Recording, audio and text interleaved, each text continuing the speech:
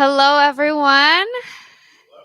Hello, and thank you so much for coming. We're super excited to have you guys here.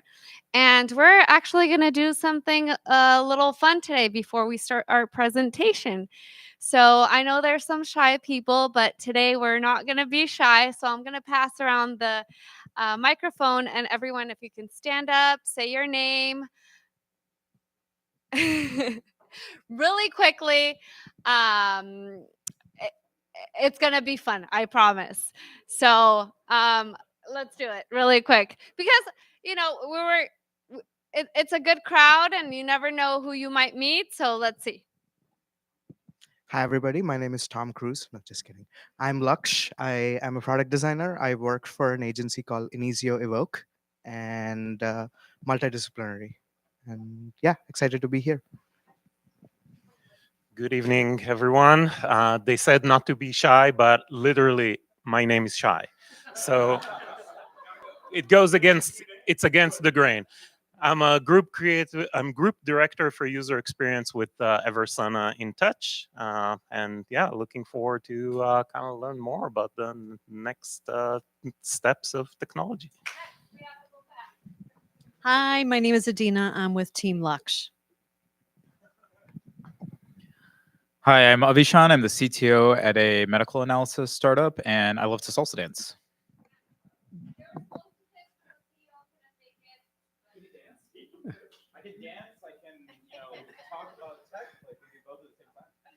Yeah, hi, I'm Mallikarjun Modi.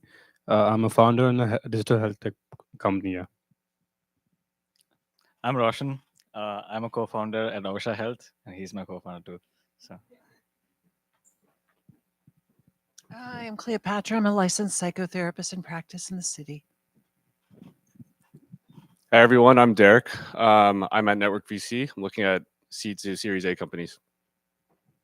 Maybe we'll invite you on stage whenever we're finished. Hi, John Sang at Blue Red Ventures, also VC looking at AI healthcare and deep tech. Hi, my name is Hassan. I am the founder of Cloud IDR, which is a cloud infrastructure capacity management company. Hi, everybody. I'm Amy DeGolier. I'm the founder of Represent. We're focused on oncology and AI, and we're using patient symptom data for the progression of disease. Hi, my name is An. My full-time job is to build software for social services provider, and on the side, I'm also trying to bring more healthcare innovations to Vietnam. Hi, I'm Joy. I'm a working startup in a health tech company. I happen to be in APAC in the same country with my friend sitting here, and be here today to looking for more information as well as updated with all the innovation and development in health tech. Hi, I'm Dwight. I'm the founder of Bigger. It's a fintech legal tech platform. We do estate planning, wills, and trusts. Yeah, it's nice meeting you. Thank you. Hi, I'm Manav. I'm founder of a health tech startup, and we are doing chronic disease management. Yep. Hi, I'm Ilani Toshri. I'm customer success leader in digital assets.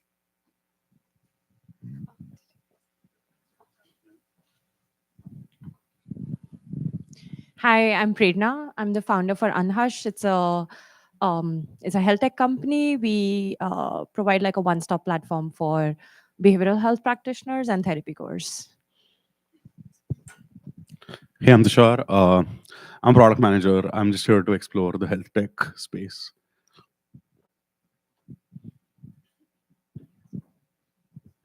Hi, I'm Elise. I work at the Stanford Healthcare on the digital strategy team. Looking forward to learning how health tech and the emerging technology are merging together. I'm Claire. I work in life science consulting, primarily in the commercialization of kind of post-IPO digital health companies. I'm Caroline. I'm also working in commercialization and as a data analytics manager for an immunotherapy startup. Hi, I'm Yvonne Shea. I lead the product management team at a company named WCG Clinical. We serve clinical trial space from startup to close out, well, concept to close out. My name is Adam Schultz. I'm the co-founder and CEO of Minder. We help people prevent and delay the symptoms of Alzheimer's and dementia through behavioral intervention. And I do improv. Hi, I'm Ariana Myers, and I'm co-founder and COO on the Minder team with Adam. Hi, I'm Deepak, and I'm a software engineer at Duo. It's not a healthcare company, but I'm looking to transfer my software skills to healthcare, so want to understand more there. I also did just half marathon last month in Austin. Hi, I'm Barbara. I'm a PhD student at UCSF, and my research is in bioinformatics in skin cancer. Hey, I'm Peter. I'm working on clinical decision support for Chinese medicine. Hey everyone, I'm Harry. I run a community focused on health tech networking, and it's so nice to see so many familiar faces. Check out Health Tech Hang. Hello, I'm Ali. I'm a previous founder, and I'm interested in health tech, and I do 0 to 1 product consulting. Hey everyone, my name is Anirudh. I'm a product manager at HighPass. We do interoperability, EHR integration, and sort of the data exchange between payer provider. Hi, my name is Peter. I'm a software engineer, and most of my career has been in health tech. So yeah, excited to see what today. Hi, I'm Sava. I'm the founder of Public Good Pharma. We're funding development of low-cost therapies, also from New Zealand, so that's the funny accent. I'm Zan, co-founder here with Sava, funding more affordable medicine. Hi, everyone. I'm Frank. So we are building a healthcare data infrastructure and a marketplace for users to monetize their data. I'm here to learn. Hi, my name is Marina Simian. I am co-founder and CEO of Oncolique. We do early cancer detection using a sample of blood, a PCR machine, and machine learning. Hi, my name is Svetlana. I'm marketing manager, and I'm looking for an exciting project to join. So if you're looking for someone to hire, here we are. Hi, everyone. My name is Veronica, and I'm scientist at startup that focuses on development of new modalities to treat cancer. Hi, everyone. I'm Michelle. I'm the founder of House of Flow, and we teach women about their menstrual cycles so they can confidently come off hormonal birth control, address underlying symptoms, and actually enjoy their periods. It's basically the sex ed we all wish we received but never had. Hi, my name is Annie. I'm a digital strategist at a healthcare agency called Minds and Assembly. Hi, I'm Jason Lewis. I am an independent marketing consultant. I think I'm an N of 1 here. And I help pharma companies, B2B tech companies with their information strategy, their data strategy, and generally how to market the products. Hi, my name is Mohammed Al Yuni. I go by Uni. I'm developing an application with Swift to aggregate health and fitness data from wearable devices to help people understand more about their bodies. Hi, I'm Alex. I am a product designer with a passion for spatial computing, and I'm excited here to learn about integration between AI and healthcare. Hey everyone, this is Nikhil. I'm founder of Halo. Our goal is to understand biological aging in humans, and we do decentralized trials on aging. Hi everyone, I'm Giles. I used to be in crypto. I was very early at Ripple, and now I work in healthcare. So I find, I'm at the right place, and I'm those days contracting with a VA doing some analytics. Hi, my name is Philip Perini. I'm with Cornus Capital. We look at early stage med tech, AI, and robotics. Hi, I'm Ed Vargas, president of Vargas and Associates, a tech firm that works with social impacts. I'm also the mentor with the Miller Center for Social Entrepreneurship and a mentor with the Bioinformatics Boot Camp on Conectado. And this young lady here has asked me to be president of the Divino World Foundation. Hello, everyone. I'm Carmen Milagro. I am the founder of Divina. We have taken the patent pending ability to infuse hemp CBD products with bioresonance frequency, and we are in the startup mode. So I think we're in the right place. Thank you so much. Oh, and I also host Wellness 360 with Carmen Milagro on Expand ITV.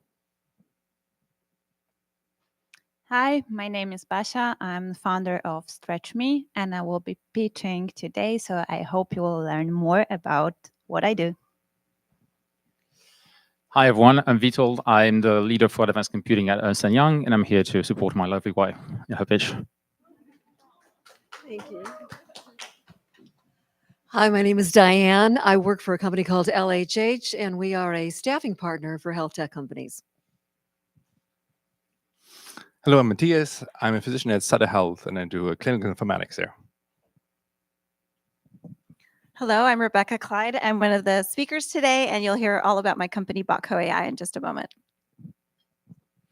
Hi, everyone. I'm Ben. I'm the head of healthcare and life sciences at Mercury, and I just want to thank you all for being here and for doing all the hard work that you do to make everybody a little happier and healthier. Hey everybody, I'm Sahir Ali. I'm the general partner at Modi Ventures. Previously, I was a cancer scientist as well. Awesome. That was pretty quickly, no? Oh, yes. Thank you. Well, I thought it was so important that we hear from everyone because we never know who is at the event. So you guys can make a partner, you can start a company, you can find your a VC that will invest in your company to help you grow. So thank you everyone for sharing. I know some of you are shy and you actually and he is shy. So thank you for sharing and hope you make a great connection here. Thank you, Ben, for helping us make this happen. And Mercury, who banks with Mercury, by the way? And why aren't all of the hands raised?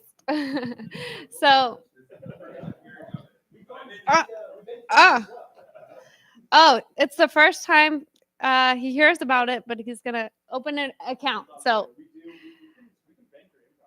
right now. We can do it live if you want. Well, thank you so much, everyone. So we're going to have our first speaker come up. Ready to, oh, okay. Oh, also, you can connect with everyone here. The QR is if you want to take a second and connect with everyone on LinkedIn.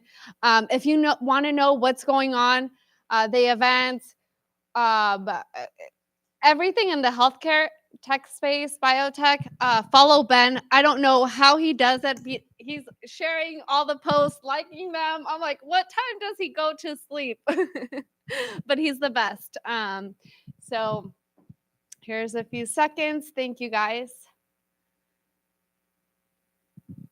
So that we can connect. And then we will start. Sahir, if you can come and join us and bit about your knowledge and what you do, and we're excited to hear your talk. Where's that? Good to go? Hey everybody. So just heard I'm general partner at Modi Ventures. I've had a parallel entrepreneurship sort of a track. I've been a quant at Wall Street. I then switched to becoming a cancer scientist, had a company that was quite successful, but I feel like this is where things have converged. And so what I'll tell you about today is this convergence of also tech and bio. But before that, I was hoping to get a sense of who else coming, so I just kind of made a very general talk. What I want to talk about is that we're going to hear a lot of ideas about the future, so it makes a lot of sense to actually go back in time. And I've recently come across these AT&T commercials from 1992. So I'll play this sort of clip. Take a look at what they were projecting the future was going to be, and then we'll probably start with that. So hopefully the sound works. Have you ever paid a toll without slowing down? Hang on. Oh, sorry. All right. Good. All right, let's start now. Have you ever paid a toll without slowing down? But concert tickets from a cash machine. Or tucked your baby in from a phone booth. You will. And the company that'll bring it to you, AT&T. What do y'all think? I think they imagined the future, right? The vector was pointing in the right direction, except one thing.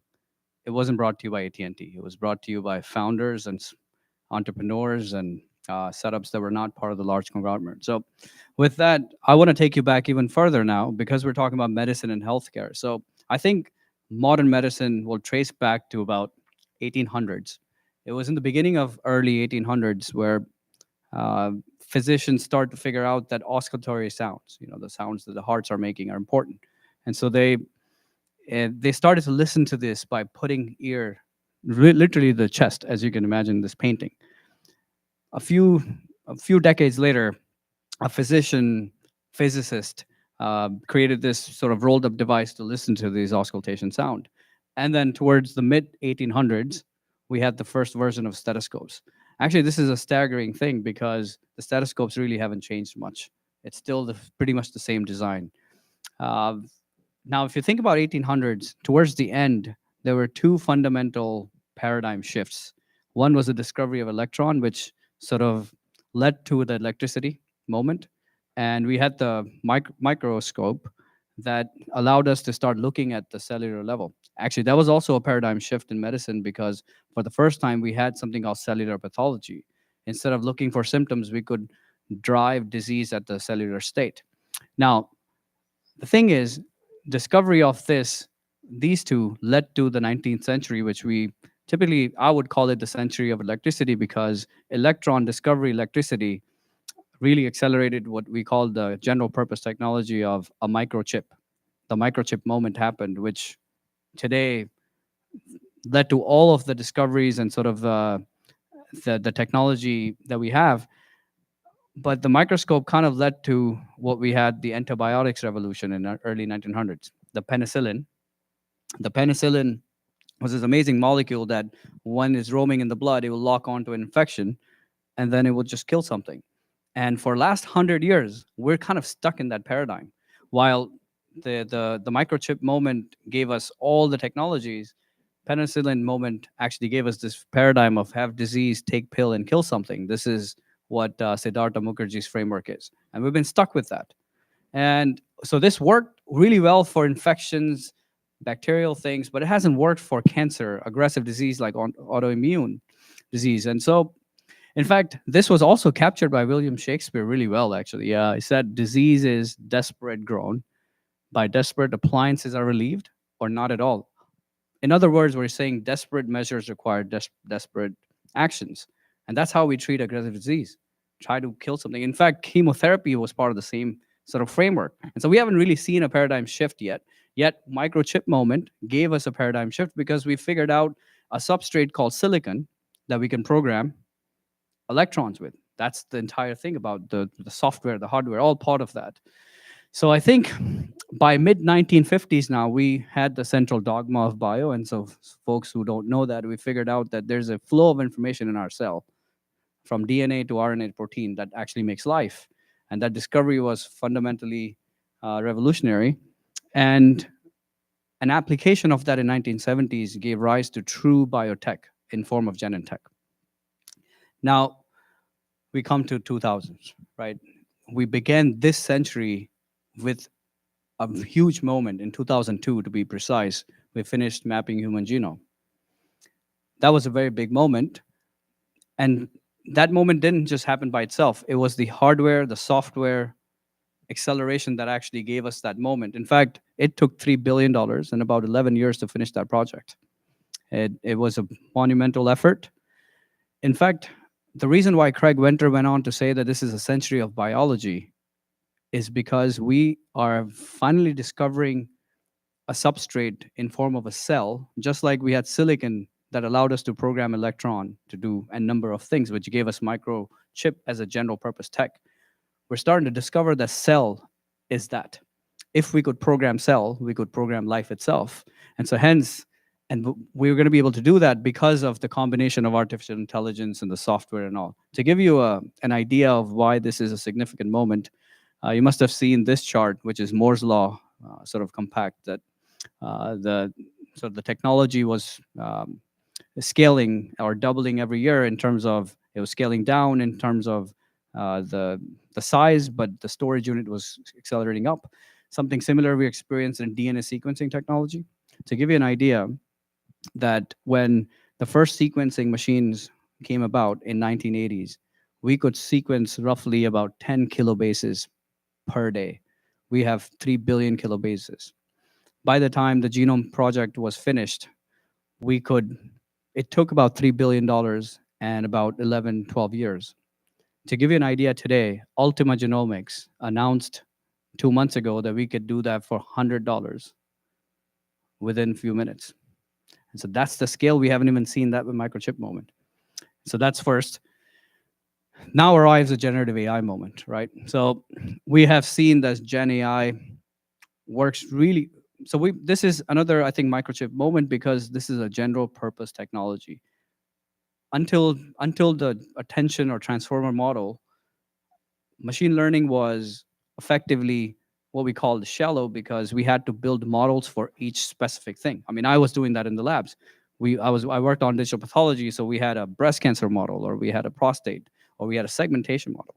But this actually gives you a general purpose tech where if you have sequences like language, which is a sequence, you have pixels, which are sequences, audio, it just does an amazing job at just being quite deep in figuring out what those what the representations are. In fact, New York Times did this animation of faces that don't exist. Statistically, they will never exist, but they're quite realistic. So in this general purpose tech, it's neural networks have learned what a face looks like, what the features are, what the placements of the eyes. But I doubt it knows the physics of glasses or the expressions and things. And so it's done an amazing job. Now, we have similar sequences in biology and health. The DNA, which is the code of life, is a sequence of characters. In fact, not a human can read all of that and tell you what's lurking in our DNAs or what we have inherited or what may happen. But a general purpose tech like generative AI can. We can use this to devise a few things. Proteins, which are essential building blocks of life, are also sequences. There are sequences of amino acids. Again, generative AI is doing it takes that in, and we have protein foldings. Actually, you must have seen some announcements from DeepMind on AlphaFold 3 just recently. We have a company in our portfolio called Generate Biomedicine. They're designing proteins that nature hasn't even seen yet. And you can target antibodies, you can target peptides, you can create an entire platform to go just beyond generative biology, but rather go towards generative medicines. Speaking of sequences, this is a chart of all the medical imaging we're currently doing on the parts of the body, from brain to eye to sort of prostate, even fetal imaging to kidney, lungs, shoulders, breast. On the right side, you see all the modalities we're capturing: MRI, CT scans, X-rays, all the way to cell image, even digital pathology.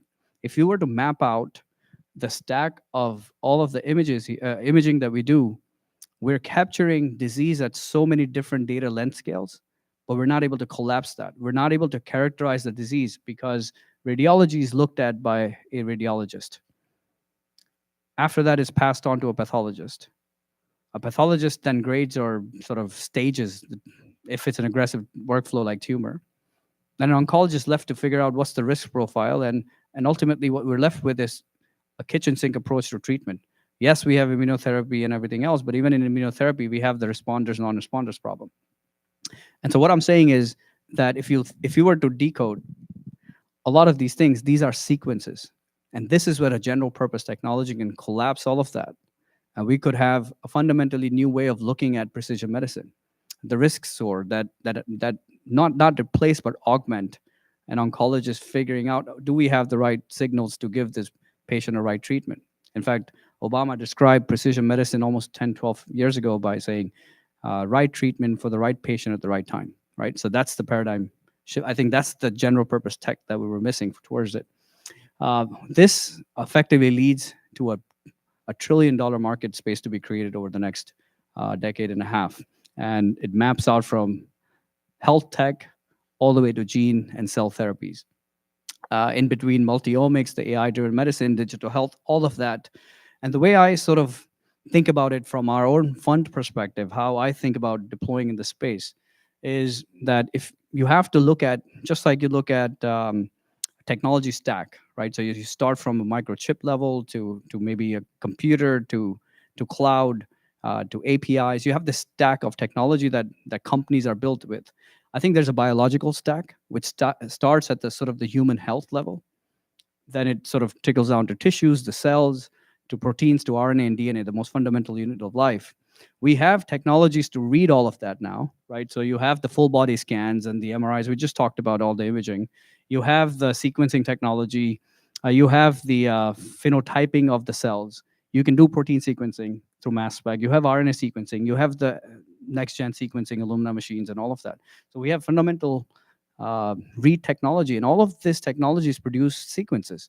And so hence, LLM is a great general purpose tech here, which is why I think this is quite a fundamental moment for generative biology and medicine. We can go one step further. We can write back into this biological stack through precision medicine, developing drugs that are very precise. Immunotherapy falls into it. You have regenerative medicines. Folks are working on using stem cells and in-lab growing tissues that are sort of just made for you. You have cell therapies that can use a viral vector to enter the cell precisely to deliver a gene that's missing. You have protein designs that we've obviously heard about quite often now.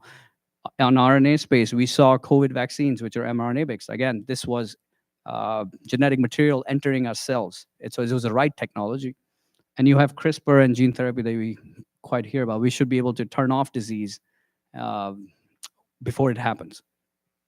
Lastly, since I'm a VC, I thought I'd talk about a little bit of the landscape on what I've been observing. It's in 2023, it was a 61% decline in funding. I mean, I think there was quite some craziness that happened over 2019, 20, and 21, 22. The numbers were in 2022, we had $93 billion of funding available or raised by VC in the VC world. 2021, 163 billion, 2022, 172 billion, and in 2023, just 67 billion, 61% decline. That's why we're seeing a lot of that. And that hasn't really come back. Also, exit activities have dried up. Billions of dollars of activity that happened over COVID is just really the IPO windows are shut. 1 out of 5 were down rounds in 2003. This number, this report comes from Carta, and it's just the landscape right now. I think it's, but when you double click on this, I don't have time, but you will see that early stage startups are still resilient, right? The series seed and series A, they're still very resilient, and they've always been, even in the economic downturn. It's because later stage companies are very tied to the public market, and as you get closer to that, you're sort of uncorrelated, but correlated. So still a good time to build. In fact, I will say that for even venture capitalists, why I decided to jump in the downturn to launch this fund is by looking at this. If you looked at economic downturn, venture capitalists have been able to return higher amounts of money because innovation doesn't stop. In fact, it becomes quite disciplined. And to give you an idea, these companies came out of some sort of an economic downturn. And so these are quite generational companies as well in here. Last, I would say that recently Jensen Huang, the CEO of NVIDIA, was asked what he thinks, even from his perspective or NVIDIA's perspective, the next biggest revolution is happening. And he said, in his mind, there's no doubt digital biology is one. And in fact, if you look at their NEMO platform and all, they're sort of moving towards that. Lastly, what I'll say is that my hope is that where we go towards the next couple of decades is that have disease, take pill, and kill something paradigm starts to shift towards prevent disease, take cells, and reprogram life itself. And we should be able to approach health and disease and humanity in that way. So with that, thank you for your time, and looking forward to chatting with you guys later.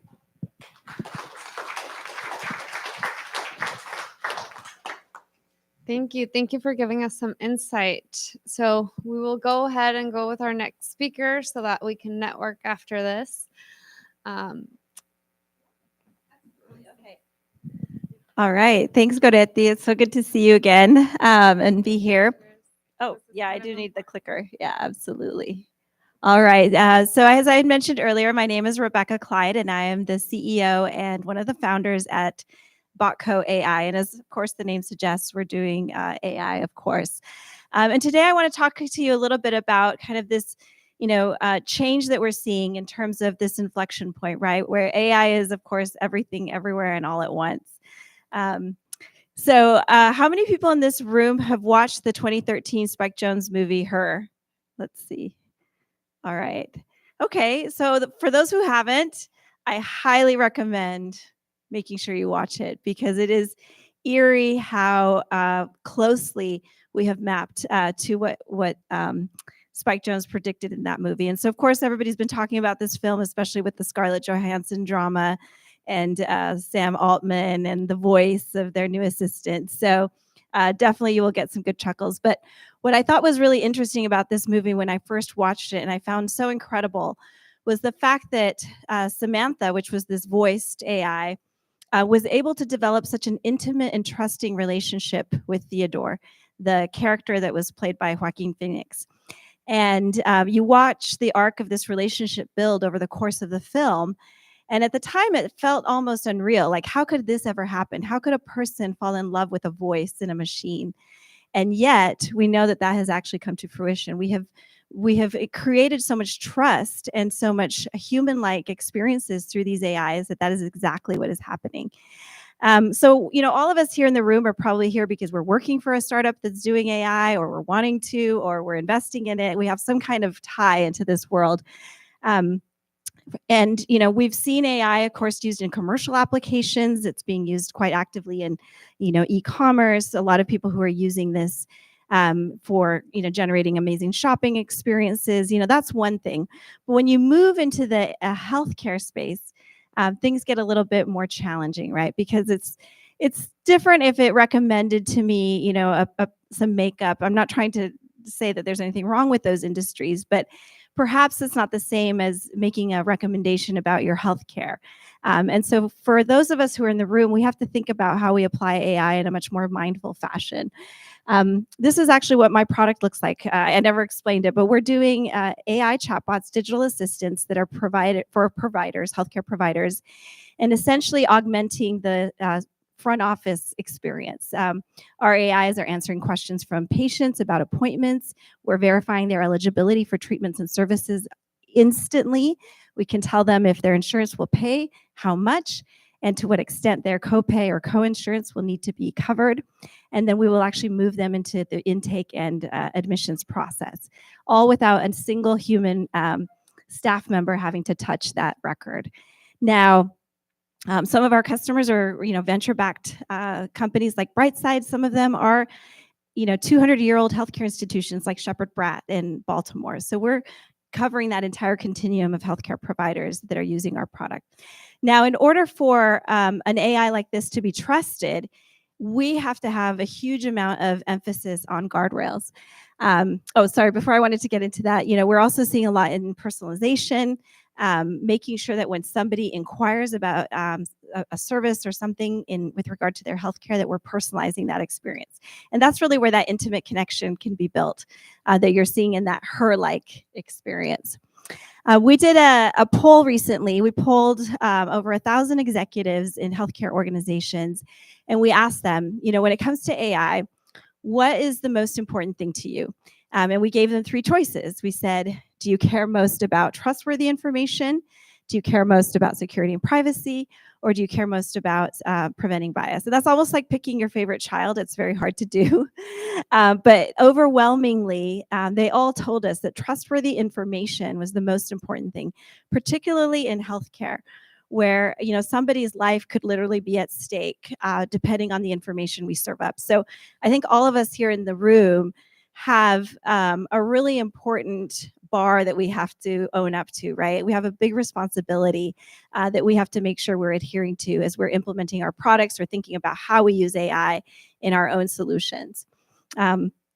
So, in terms of my company and how we think about it, this is the framework that we're using at Baco AI when it comes to making sure we're really putting these guardrails in place. So the first one that we have is, of course, how do we ensure trustworthy information? What are the guardrails that we have in place to make sure that we are, verifying all the data sources that are in utilization, and that we are also keeping an audit trail of everything that the bot has generated? What were the sources? What was the level of relevance? And what was the confidence score for every single fact that the chatbot generated? And one of the things that we're discovering in healthcare is the importance of having this, what I call an audit trail, right? For HIPAA compliance purposes, for regulatory reasons, these are really important things to have. So as you're building your platforms, I would suggest thinking about, that as your number one concern. How are we going to prevent misinformation? Because if somebody is coming in for a cancer treatment and we're using AI services to try to recommend options for them, we need to make sure that we're taking that into consideration. Now, the next thing, of course, is privacy. With HIPAA, of course, everything in healthcare has to be super locked down.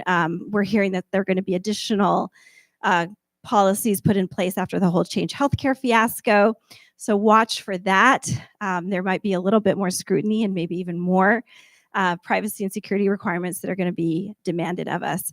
So not fun stuff. I can tell you that every time I think about HIPAA, I want to cry, but it is absolutely something that you have to invest in making your products really stand up, especially if healthcare providers are going to be using your solutions. And for us, of course, access controls are super important. Field level encryption, having, really sturdy and robust security stance within your startup will be super important.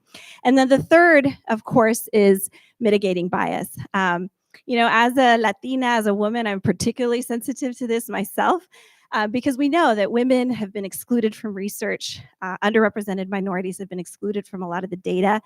And so if the data sources that are being used to generate these models do not represent your population, you're going to have inherently wrong data, wrong results. And so make sure, one of the things that we really spend a lot of time on is making sure that those data sources are representative, that they incorporate, the population that is being served. So for example, many of my customers, they serve a lot of Hispanic populations. They might be in Texas, in Southern California, in Florida. And so we have made sure that when we're training models, that we are using transcripts from conversations in those populations, so that we are training models that really understand how does somebody engage or speak or ask a question if they're from Miami versus maybe Houston versus maybe Santa Ana, California, right? Very different, as you probably know if you're familiar with those populations. All right, so how did we go about creating our model? So our approach, I'm not trying to compete with Sam because I'll never win. I don't have the hundreds of billions of dollars. Yeah, Sam who, right? But what I'm trying to do is the opposite. Instead of building a general AI, we're really going into a super fine-tuned approach. So we have taken a specialization route. What we did is we trained models on years worth of conversational transcripts, like I said, from a wide swath of populations, from different types of providers. And we created specialty focused fine-tuned models. So for example, we started with behavioral health. And we said, okay, how does somebody inquire about a behavioral health appointment? How does somebody check their insurance, which by the way is super kludgy when it comes to mental health benefits. The plans are very sketchy in how they cover those benefits. So we had to do a lot of research in there. And then upon building, that was kind of the foundation. Then we identified all the integrations that are required, all of the workflows that are common across these type of inquiries, because it was important to us not just to understand what people are asking, but then to fulfill the request, right? That's the most important part, because if you just understand the question, but you can't actually complete the task, to me, it feels like a dead end. And then finally, building these models truly fitted to these specific specialties. And, you know, we had to start with one, right? So we started with behavioral health, and we really got good at that. And we were able to capture, you know, all the leaders in that market, and then slowly start opening up into new specialties. That's the approach that we have taken, and we just found that it worked best as an early stage startup, of course, that has limited resources. Now, you know, I had mentioned the importance of security and privacy earlier. So I'm not going to belabor the point because we want to have fun, and I think there's pitches that we want to go into. But super, you know, super important that as you're building out your platforms, you're making sure that, you know, we are making sure, I'm including myself here, that we have a really strong security stance. You know, one of the things that all of my customers constantly are asking me about is, you know, will somebody be able to jailbreak this AI, right? And so we have to do our own jailbreaking to make sure that it's not possible. And so building those guardrails within the system to prevent that from happening, both from, you know, potentially bad actors, but then even inadvertently from internal sources as well. You have to think about who all the users might be. So finally, you know, I'll encourage you to go back and watch the film. You know, this really is an amazing time to see how AI is permeating every aspect of our lives. And, you know, as I was telling a couple of the folks as we were talking earlier, you know, AI is, or healthcare is, you know, the reason I decided to do a startup in healthcare was because I noticed at one point in time that in 1 year with 3 children and my own healthcare, I scheduled over 250 healthcare appointments. And the amount of time I was spending on the phone, and this is with children that are perfectly healthy, right? I'm not talking about anybody having a serious terminal illness. This is just taking care of dental, orthodontics, therapy, primary care, immunizations, you know, the regular run-of-the-mill stuff. You know, we have an opportunity here to really make a difference as startup founders, as investors, and really change the landscape and use this technology for good. But remember, please, you know, the guardrails. I think if there's one thing I would urge you to take away today is, you know, think about what the guardrails are that you're going to need to put in place for your products. And, you know, I'm happy to brainstorm with you if you have any questions about how we thought about some of these problems. But that's where you're going to find the big unlock. So with that, you can, if you didn't already get my information, here you go. Our company is Botco AI, and thank you for having me today.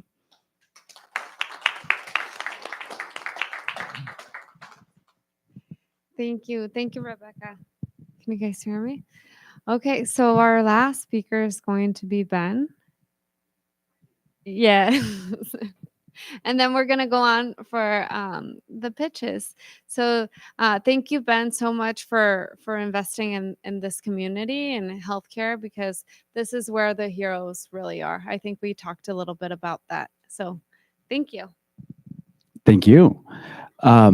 So I'm Ben. I'm the head of healthcare and life sciences at Mercury.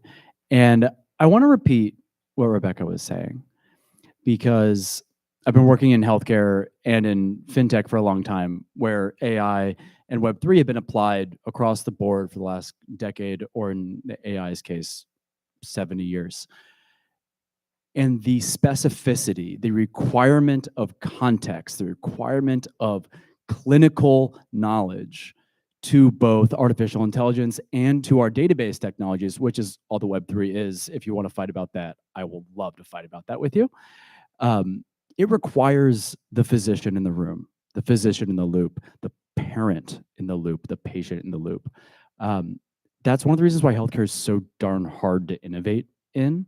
It's why we are oftentimes the earliest adopters of technology, yet the latest to implement in market at scale, because it requires all of that context to work through, and it requires the regulatory life cycles to go through. So I think I want to encourage all of us who are here who are building is, don't skirt around the outside of getting the physician into your algorithms, into your databases.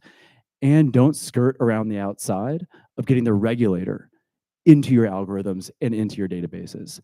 It may feel a lot harder, it might feel a lot slower, it may feel a lot more expensive.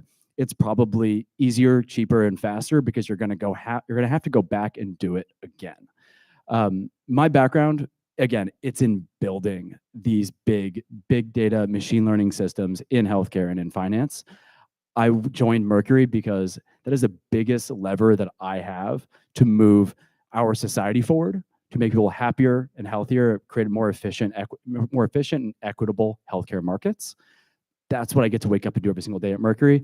It's what pretty much all of you wake up every single day to do. So I just want to say thank you again for joining us here to do that. I'm excited to be in the room with people who are going to work every day to get that done. If you want to know more about what we do at Mercury, come find me. You've got my QR code, or I'm also, oh yeah, there it is. It's a pleasure for those of you who are already customers. We love you. Please reach out to me directly. My job is to help you build your business. So let me do my job. Reach out. Let's go work. Let's go to work together. Thank you, Ben. Yeah, Ben's a great connection, and he's just so passionate. We were talking about why he wakes up every morning and why travel around the United States to do these events, to get together with the community. And there was something he said that really impacted me, and it's because it doesn't matter who you are. There's someone in your family that's going to be impacted if these companies succeed. Right? There's so many founders around the world and so many technologies, and they always say that how they're going to impact your life, how they're going to change your life. But no one's going to change your life unless they change your health. So thank you so much for every single person that wakes up every morning, that goes to sleep really late to do something in this industry, because you're impacting someone's life, and maybe someone's life in this room. So just a round of applause to all of you guys for that. And then we're going to have our speakers come back up, and we're going to have a few pitches tonight. Yeah, you too.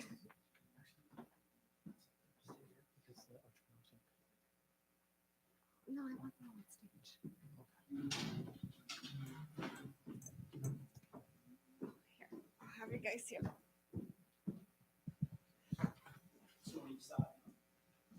Or 2 in 1. Well, I'll join you guys. Sure. Yeah. Okay, so if we can have our first entrepreneur come up. Where is, or Robert, can you announce the entrepreneurs? Awesome. I'll actually. If Marina could come up. And then, well, you guys will have to share one. I'll get you. Okay.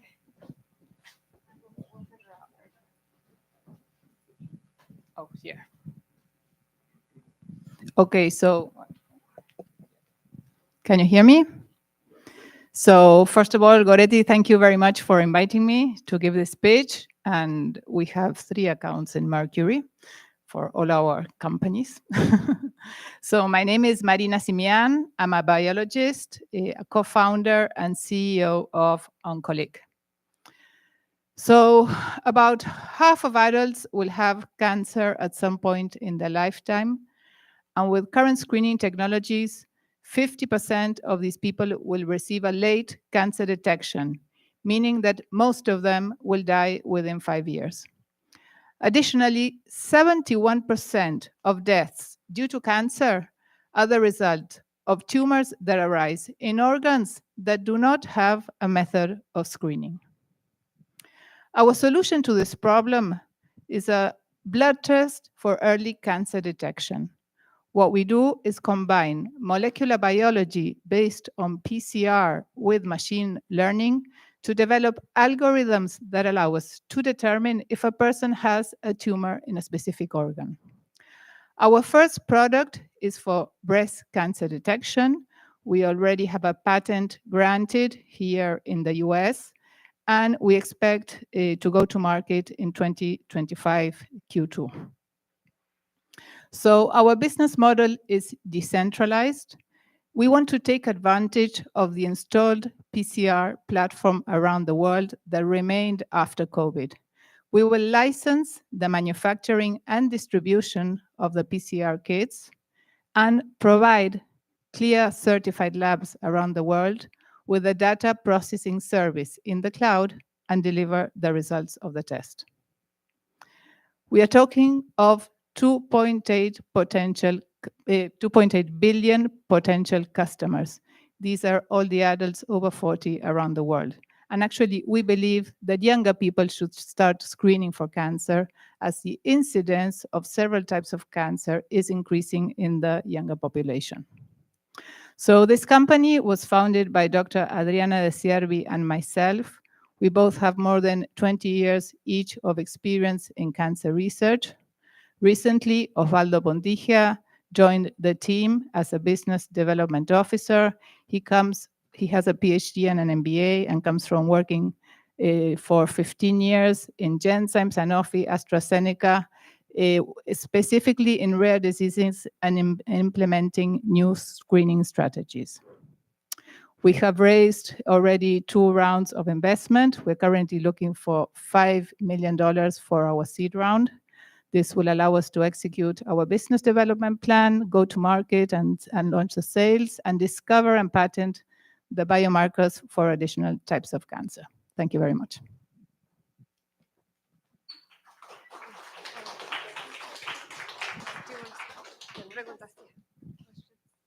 So what would you say is the biggest challenge you're facing right now that you're trying to solve with your company? Okay, so, well, basically get the seed round. I mean, this is today. I have been here already 2 months in the Bay Area. We are originally from Argentina. Our company is incorporated here in the US. That is why we have you as our bank. But our R&D platform is in Argentina. We plan to come commercially in 2026 to the US. So basically today, the biggest challenge is raising money. I mean, this is what I'm working on. We're doing well. We're almost there. So today was a very good day. So well, I am happy. Felicidades. Gracias. So is this, are you looking for circulating tumor DNAs? Is that? No. No. We're not going for DNA. We're going for microRNAs. MicroRNAs.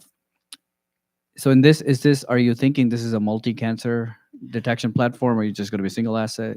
So we are going to go one cancer at a time, and each cancer has a specific problem or challenge. Okay, so for example, our first product is for breast cancer detection. We identify a set of microRNAs that allow us to determine if a person has an early breast cancer through machine learning. Okay, but what is the problem with breast cancer? 40% of women have dense breasts. This means that mammograms have really low sensitivity. It can be as low as 50%. Today here in the US, there is a group of women that are called dense breasts, and they're advocating for a law that obliges physicians to inform women whether they have dense breasts, because if not, you go and have a mammogram, it's negative, but it's negative because you can't see through your tissue. And this accounts for the fact that many women realize they have breast cancer when it's too late, and this cannot happen. So, each indication has a problem. Lung cancer, that's our second cancer. Well, today the screening is this low CT, radiation. This is like prehistoric. I mean, we're going to Mars and we're doing low CT radiation. I mean, I think we have to really, what you said today is like revolutionize the way we monitor our health. And we have the tools. I think that regulatorily, there is like, I know you look at the FDA and there's only Cologuard approved for cancer screening, okay, as a IVD. And it's really weird. I mean, at least the way I see it. So well, this is my thought. By the way, good news for you. A group has decided to sue FDA today. Oh.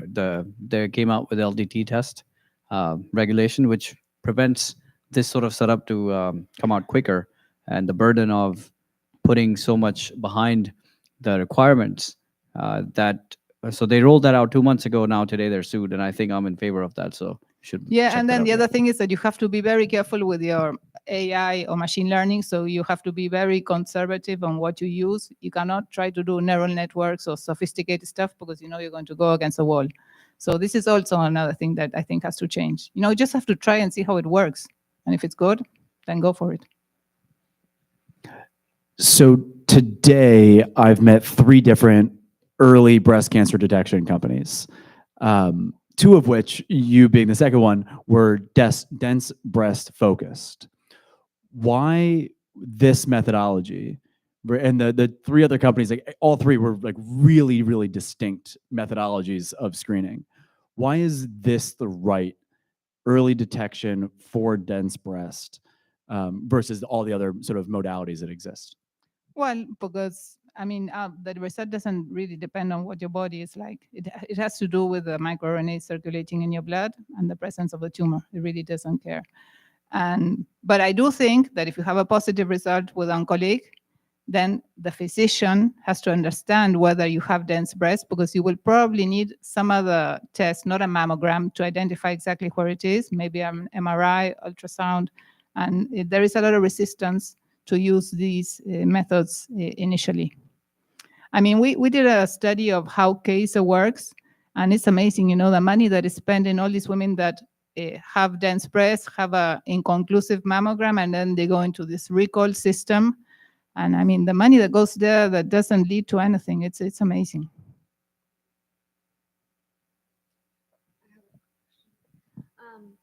You said you're going to be launching in 2025. So we will launch as an LDT in 2025, initially in Argentina as a test market, okay? And well, next year in 2025, we will have somebody here in the US to start developing the market locally here to be able to come here in 2026, okay? Are you talking to any partners here so that you can start? Well, I have had some conversations, but I want to get somebody, I mean, I want to get a business development officer here in the US, somebody who's local and that knows how to do that type of business development. So it's not my specialty. Like I got somebody for Latin America, which is Osvaldo. Now I need somebody here. Let me ask one last quick question. So go-to-market strategy. So we saw Grail, which I know they were looking at circulating tumor DNAs, and it required sequencing tech, so which probably was a price point, which was, even when it came down, it was $1,000, which was not reimbursable and even out of pocket too much. So are you saying that it's going to be lower cost because of much PCR? Lower cost. Yeah. Yes. Look, today we have the cost to do it individually, okay? And in the US, including half an hour of telemedicine, we are talking of a cost of $117, which is almost like Cologuard, which is 120 something, the cost. But PCR allows pooling. So regarding breast cancer, the incidence, you expect 4 positive women out of 1,000, okay?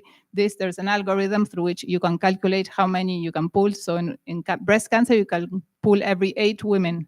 So imagine that divided 8. I mean, the cost of this, once we have the methodology to do it in a pooled method, will be really insignificant. Any other questions? I mean, I've heard here in California, like a mammogram can be like $800. I mean, it's crazy. Well, it's impossible to schedule it. Yeah. Oh, well, and I also heard that. You can come to Argentina if you want. For $800, you get there and back, and you get a free mammogram. Thank you so much. Thank you. Okay, thank you.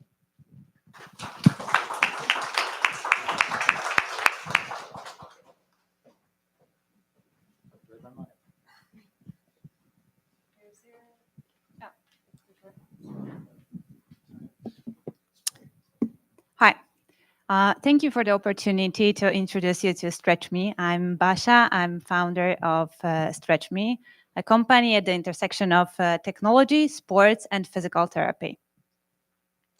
Our journey started with well-being in 2021. But since then, we achieved significant milestones. In 2022, we raised pre-seed round with fabulous partners like Porsche Ventures and Polish VC, Shape VC. In November 2023, we released our first app, StretchMe app, which is a training app that uses computer vision to give a real-time feedback on your posture. It was, and it is, the first of its kind in Poland. Between December 2023 and March 2024, we signed 4 contracts with B2B benefit systems in Poland and ran a pilot with McKinsey & Company. In the last month, we signed additional 2 benefit systems here in US.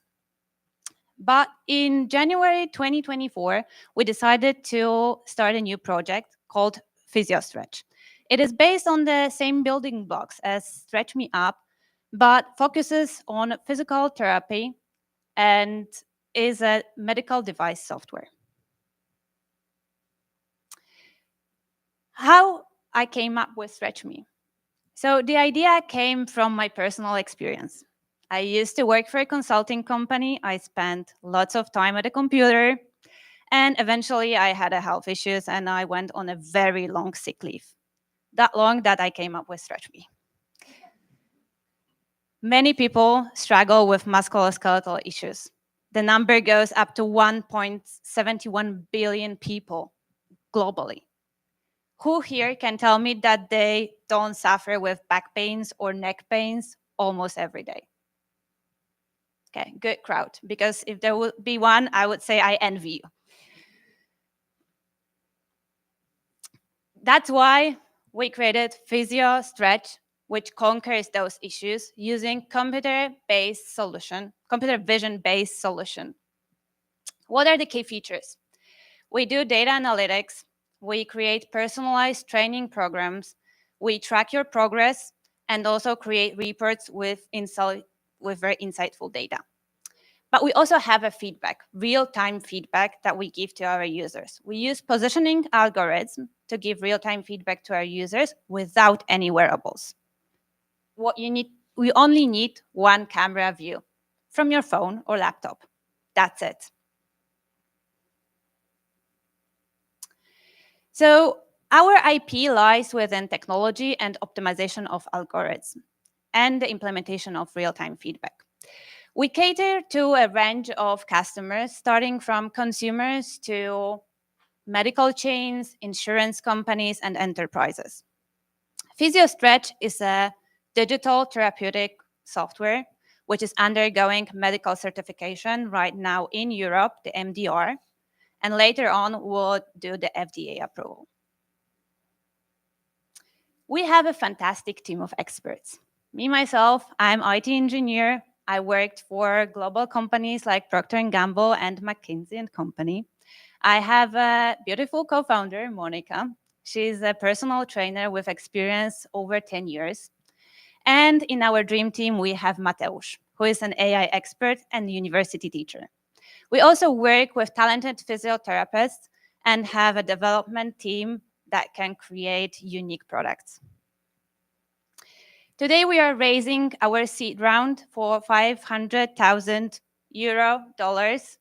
It's interchangeable, I would say, to further develop our advanced solution, to maximize what people can get from our solution, and also foster seamless communication between physical therapists and patients. We also want to hire exceptional salesperson to help us create sales in tech and healthcare. Thank you.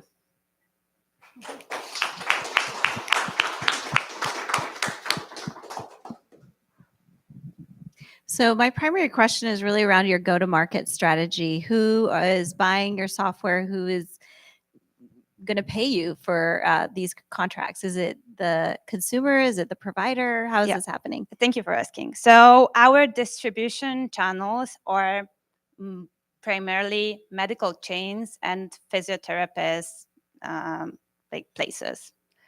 And they are our customers. Because the issue that we see is that medical chains struggle a lot with capacity, and they need digital solution that can kind of release the capacity of physical therapists. And at least this is what we see in Europe. Also with public healthcare, there's the queues are enormous, and in between sessions you wait from 2 weeks to 4 weeks, which is not ideal if you want to have a regular therapy sessions.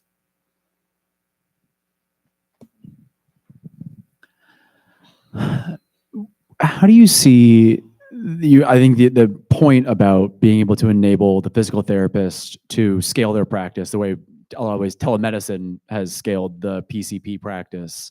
How do you see physical therapists adopting that, and what currently exists in their technology stack? Or are you really their first telemedicine solution? No, we are not the first. Two medical chains that we are talking to. I'm from Poland. We started, that's our like first market. We are testing the solution. So we talk with two medical chains, and they work with wearables, and that's their primary solutions, which are not very scalable. You need to have the devices, you need to pay a lot for the devices. So only small portion of patients takes advantage of those solutions. So one of the unique advantages of a wearable, though, is that it does continuous monitoring. So you can do like alerting, right? You can say, this person has entered into a bad space, let's intervene. Does your platform have the capability to say your posture has entered into a place where I actually need to intervene as a physical therapist? It's no longer the scaled recommendations, but now it's a actual face-to-face or it's a telemedicine visit. So for us, the most important data is the one that is during the workout. So during at-home workout. It's not about your day-to-day behaviors. It's the data that we want to gather about what you're, like how you're exercising, what you do when you're exercising, and to teach you as a customer or like the patient the right technique. Because you can also injure yourself if your technique is wrong when you are doing exercises at home. One of the lessons I think we learned from digital therapeutics companies over the last couple of years was that they didn't account for user adoption, meaning, there were these digital companies that built a product but failed to account that are they willing to use it? And so I guess when you were thinking about this product, I know you were the first user, but and fortunately I don't have back problems yet, but and knock on wood. Oh, so you are the one. But but I think the question is, have you done a user validation that in their homes and all, is this where the right environment is? Are they going to gyms? I guess where does this kind of adoption come in? And second is, how are the physical therapists going to use this feedback that you give in the app? Are they ready to also intake? I think we learned from wearables that physicians were the ones that initially kept rejecting wearable data, right? So ultimately, this will be in that sort of line. So I wanted to understand beyond the tech, which I think is pretty cool, but what are the stakeholders thinking about this? Yeah, so for the adopters, I kind of mentioned at the beginning that we started with this weird well-being app called StretchMe. It uses the same technology. So that was our test app to see if people react well to this kind of solution, because it is a little bit weird because someone like the camera is watching you constantly and you get some kind of feedback like arrows floating somewhere. But yeah, we received a great feedback. People love what they see, and whenever we are introducing it to like new customers, they say that it's not life-changing, of course, but like it does help. It does help with at-home exercising. So this product was our like testing environment, and now with this app, we went to physical therapists and we asked them if they are willing to work with it. And actually, we built on the first app with with everything that physical therapists told us, and that's why we kind of know that they will be willing to work with us further. That's why we are working with them constantly. We put a lot of effort to mimic the processes that they usually do in order to create at-home exercising programs, and we ask them what do they need, what they are lacking.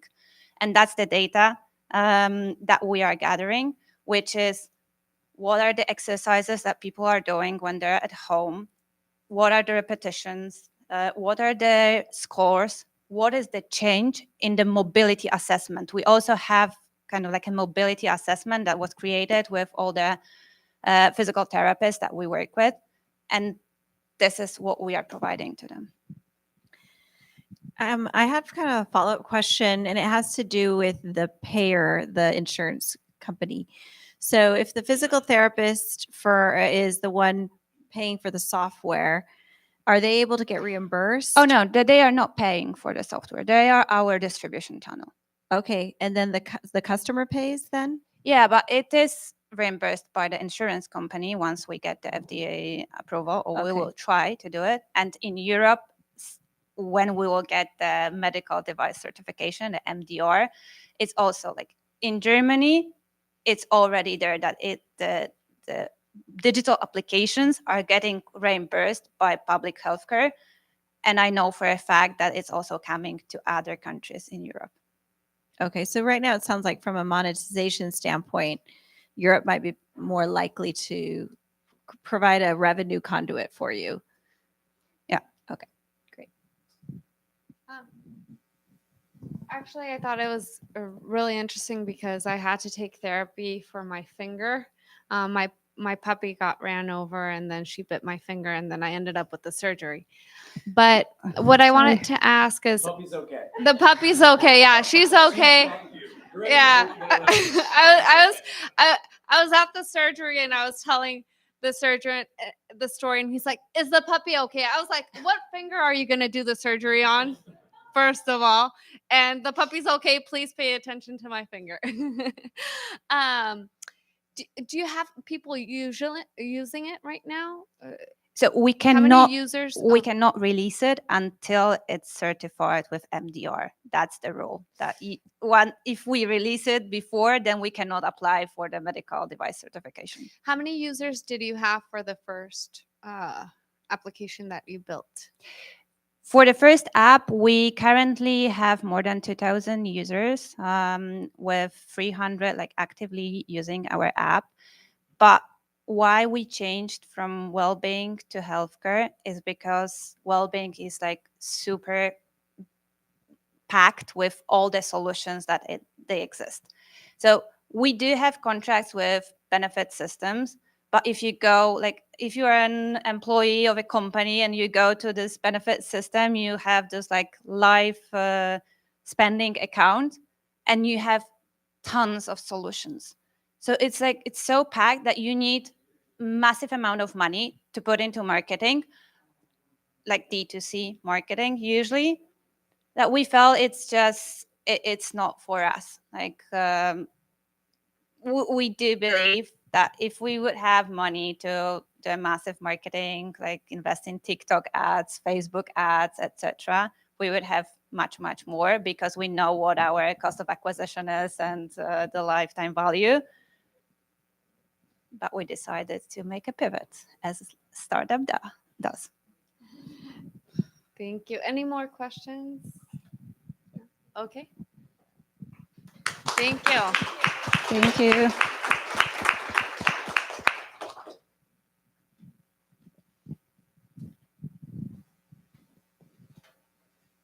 Handing over the magic wand. Yes. Does it also have a laser? It has a laser? No, I don't. Maybe. No. I think it just like. Okay, yeah. Okay. Like. Oh, it has a laser. Cool. It does have a laser. Oh. The laser's important. Yeah. If you're not paying attention. Cool. Hey everyone, this is Nikhil. I'm going to present to you about Helome, which is an AI co-pilot to slow down your biological aging. And this is powered by Longevity GPT, which is a bunch of AI agents and our FDI open source decentralized trials platform. Okay, so the biggest issue here is that all of you are going to die, but the major issue is it's not going to be a graceful death. You all have to spend at least 50% of your savings in ER visits, and your last 30 years of your life is going to be horrible.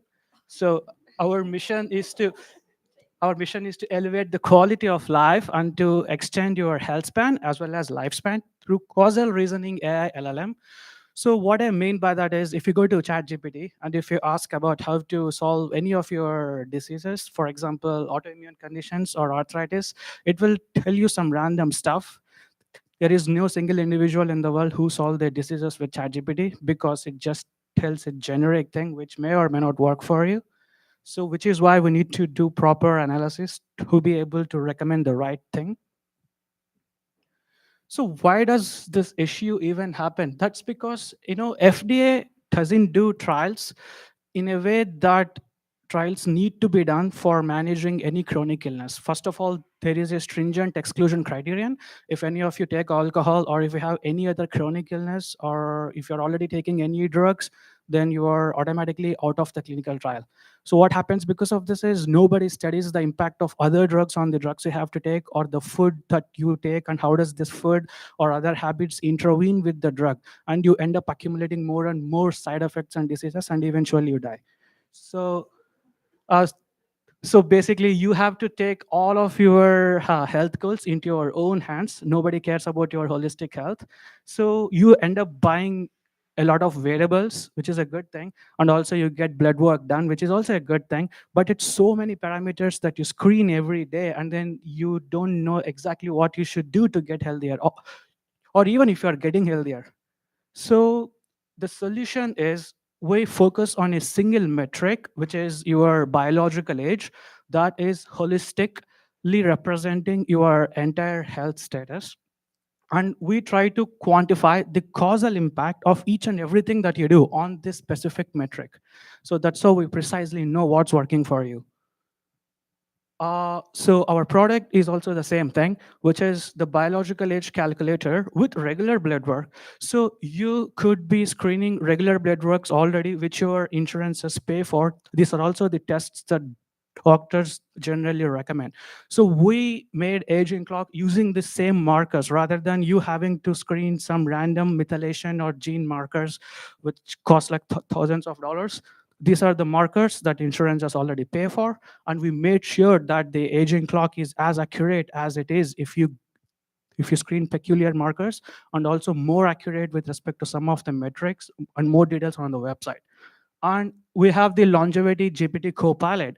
You could access it on WhatsApp or messages or call or chat, and it cites each and every line in the answer. And you will be able to go to the sources as well for all of these suggestions or all the data that it is giving you. And your answers are going to be personalized if you connect your mobile app to the longevity copilot, and you could connect any of the variables that you use to the mobile app. And as you go through this journey, you would be improving the scores, and you are incentivized to improve sleep, energy, stress scores, and you would be also getting partner insurance rewards.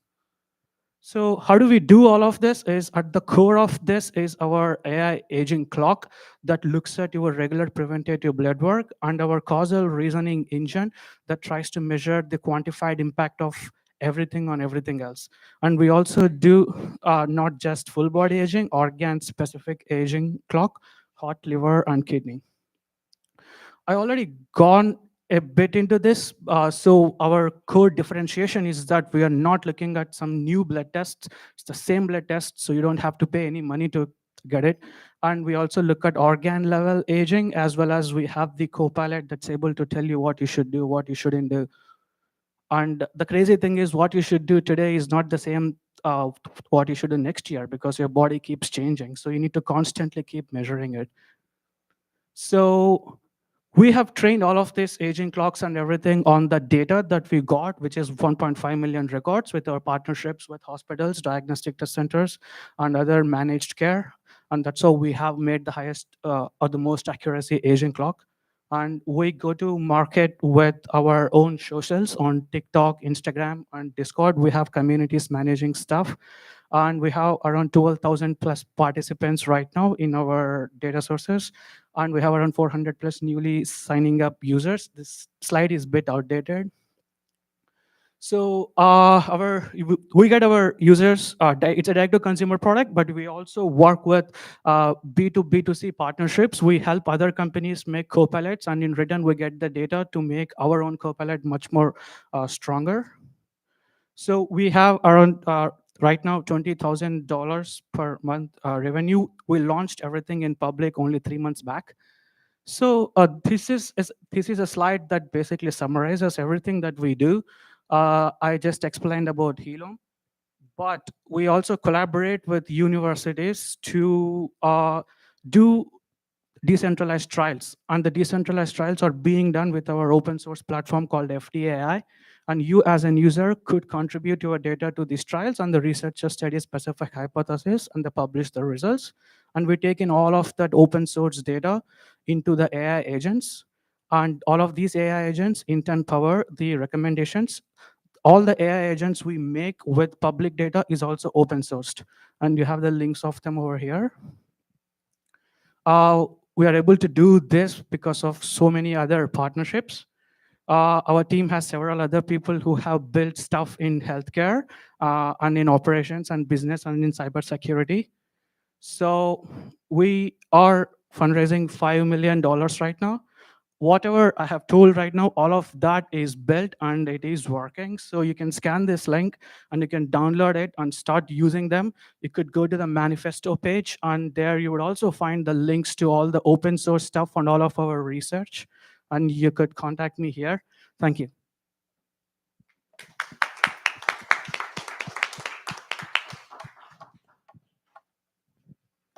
So I wanted to be clear, while I was looking at my phone the whole time, was because I was registering for your app, because that's super compelling. I also want to say that that's like exactly how you pitch a startup. Like, you got our attention from the beginning. You told us how we were going to die, which is definitely true.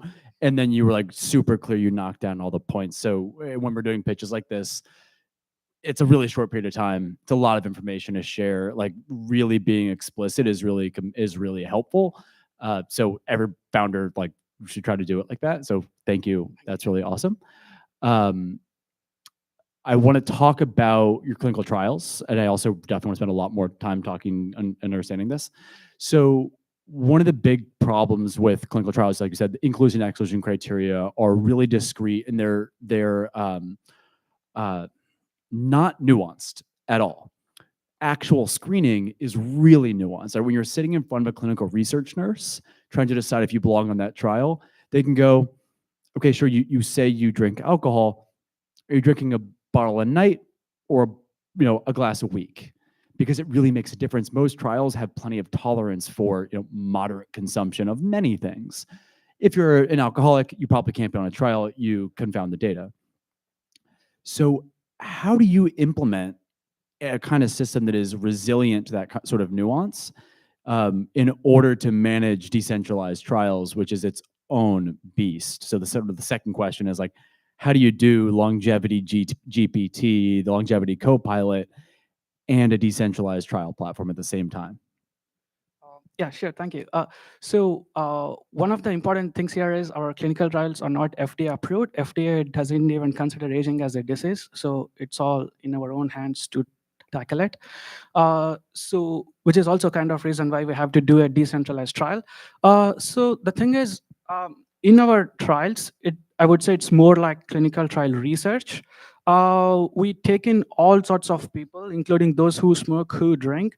However, these trials are not just purely prospective, but they're also kind of observational studies. So for every parameter, we also try to understand how much of a statistical confidence score we have in the causal output, in its causal pathway. And right now, a lot of stuff we make open, they're not statistically significant results because we only have 12,000 participants. But imagine we have 12 million, then it's going to give some really good insights. So you're actually the PI, you're the principal investigator on all these trials, or they're like a decentralized PI network as well?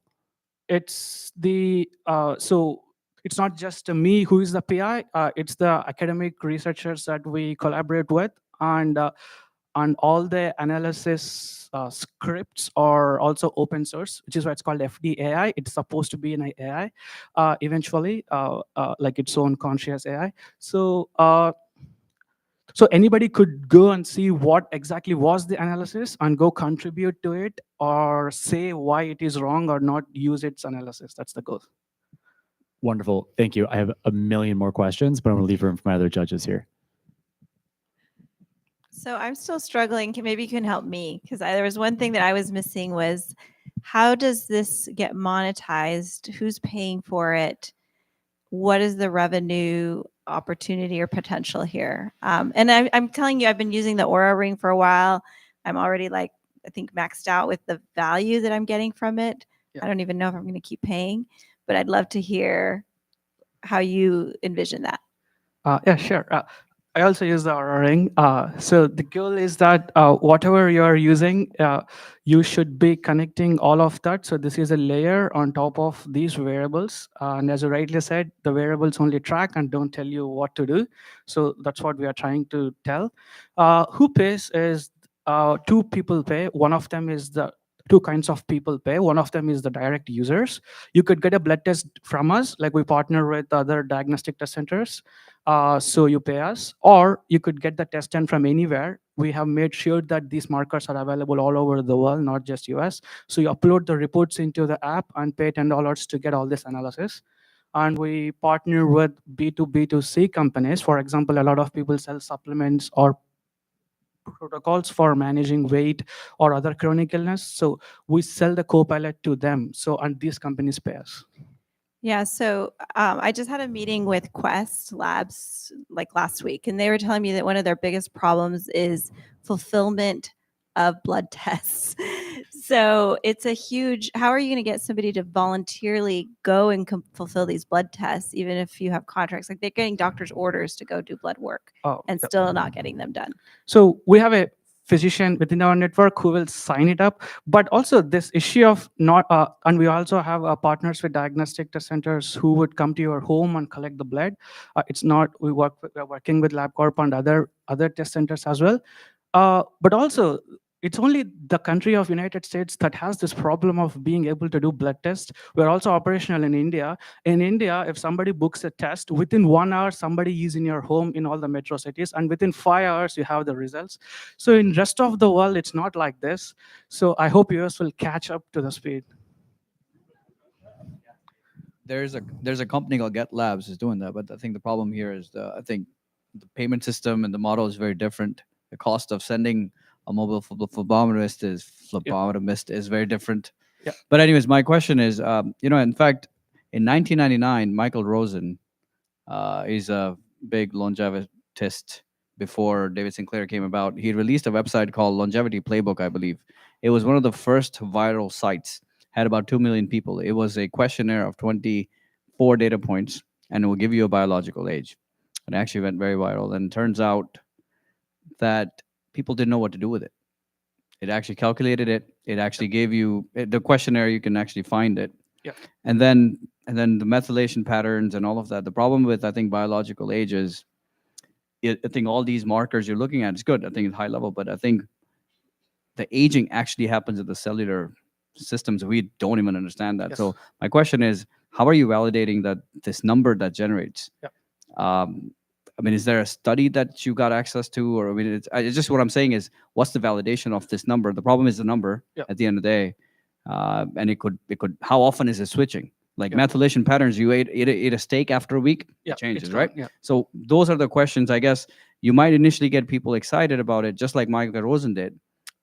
How does this become actionable? Right. Yeah. So, which is why we sort of don't use the methylation markers, because all we could tell is another new number apart from your birthday, and you don't know how to decrease it. So, which is why we are looking at the regular markers like glucose, thyroid, lipid, kidney, and liver panels. So we have enormous understanding of how to control each of these individual markers. How we validate this is, so this is trained from 1.5 million records. It's a data from the past. So and also the way the aging clock is trained in-house is to measure the increased or the decreased risk of your mortality.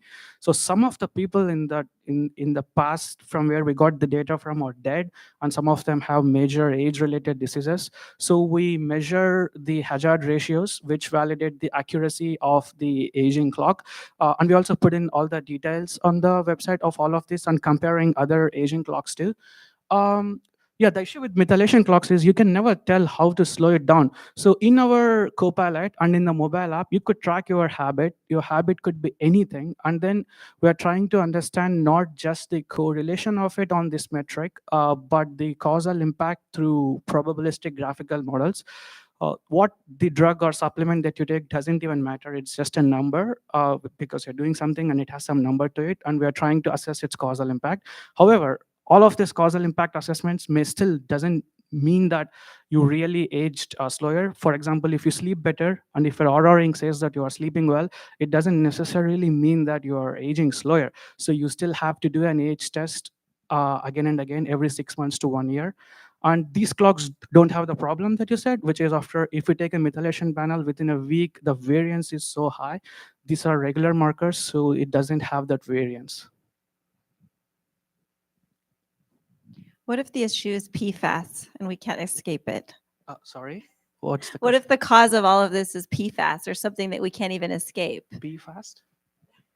Degradation so in the water. forever plastics that are running. I mean, right. Oh, So what I'm saying is, even if I know my age, what if the reason for the cause of my age is something I cannot change, like where I live or my family situation or my economic conditions, like a social determinant of health that I have no control over? The goal is to be able to quantify everything. So, you know, how much of, for example, alcohol has an impact. The goal is to quantify the precise impact of alcohol on it so that you know how much messed up your life has become because of this particular thing, so you could overcome that in other aspects of life that you could control. Yeah, I would agree. I think if you can quantify what your health span is, I think the longevity word is kind of not fitting well. It's ultimately people, this would give you a health span. How do you stay 30 when you reach 45 kind of thing, right? I think that's probably a better fit than living longer, which I think comes to, you know, cellular patterns and genetics and a bunch of other things. So I think that's probably my take on it. Oh, yeah, that is true. Also, there is like a part of aging which is not related to diseases, and also we don't know about all the subtypes of aging. So there is a possibility that there is a part of aging which is very unique to each individual. But I agree with you. So I want to go back to a kind of a piggyback on Rebecca's question, because social determinants of health are really different than like individual determinants of health. Like I walk a lot. That's generally good for me. I can control that about myself. It doesn't matter where I live or who I'm surrounded by. I know I can walk. In many cases, we have bodily sovereignty, not always. In cases where we have population-wide impacts, have you thought about like how do we intervene, or how do you provide the right data or the right sort of literacy about the information that's coming out of this application? One of the hard parts about social determinants of health is it requires the city to act, or it requires the state to act. I know that you've created a lot of open source data and open source applications, which are great for very technical audiences that live within academic medical centers and research institutions. Have you thought about, and I'm sure this, like, you're raising your round right now, there's a lot you want to probably go do. Have you thought about where engaging with public health might interact with the solutions that you're building? Yeah, so we are currently working with engaging in the insurances on the specifically employer health insurances and life insurances to basically incentivize all of their users to stay healthier and also make money and also make more money, because they would keep paying premiums for longer. And yeah, and as I said, one of the reasons of open sourcing all of the data is that, and we also partner with universities to do these studies, is to stratify the people based on all of their biomarkers and also the social demographics, and be able to precisely tell this supplement, which is FDA approved, is only working for people in Boston, but not for somebody in Africa. So somebody has to do that research so that some random person outside of Boston would not take this supplement and die. That makes sense. I mean, Bostonians are weird. Totally get that. Do we have to wrap up? Next person. Okay, thank you. Anyone can come and talk to.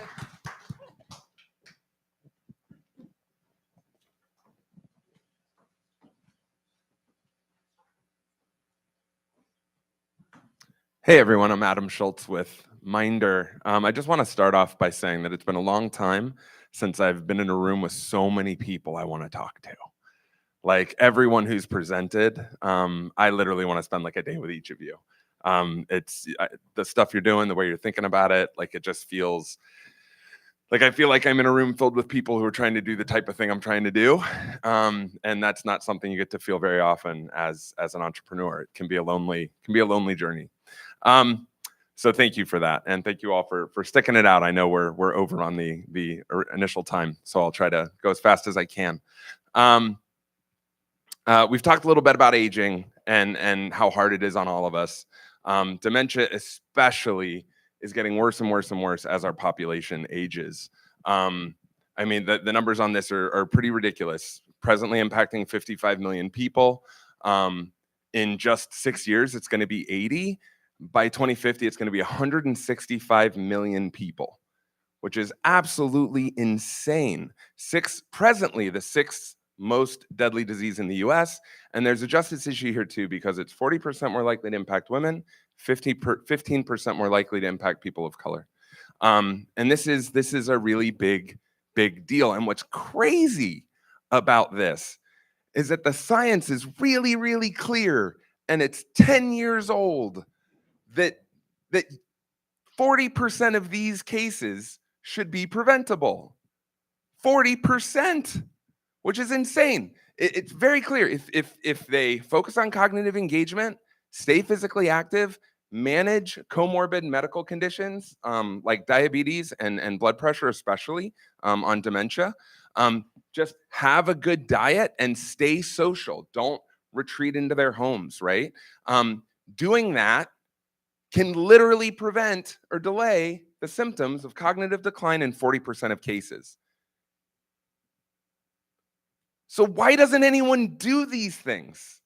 Like, what's getting in the way? Why isn't this a thing that's happening, right? We have all this technology, all of this AI, all of this knowledge. Why isn't it being applied?